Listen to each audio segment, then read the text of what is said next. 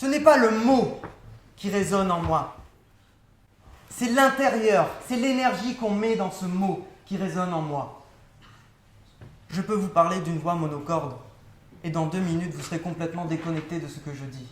Ou je peux vous parler avec mes tripes et on échangera des regards vrais. Et on parlera d'âme à âme. Parce qu'on peut parler,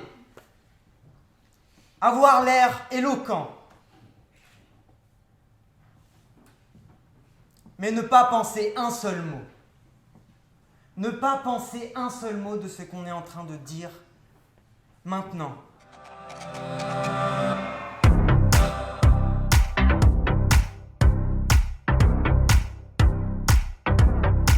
La formule est simple.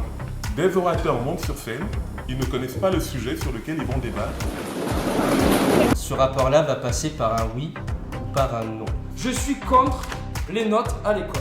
Faut-il croire tout ce que l'on voit? Peut-on être libre sans avoir de maître? J'aimerais commencer par une citation d'un personnage emblématique de notre 21e siècle. Elle disait « Allô ».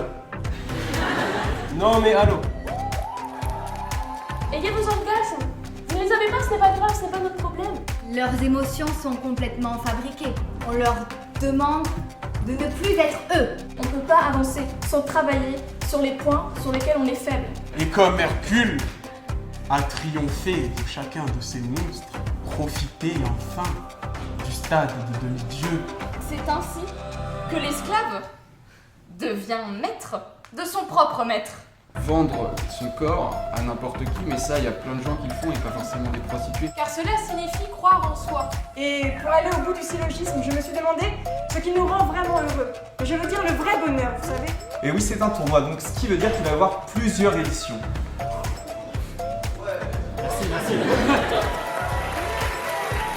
Comment est-ce qu'un mot peut changer la vie de quelqu'un? J'aimerais finir par dire que je trouve ça vraiment paradoxal de venir à la victoire pour perdre.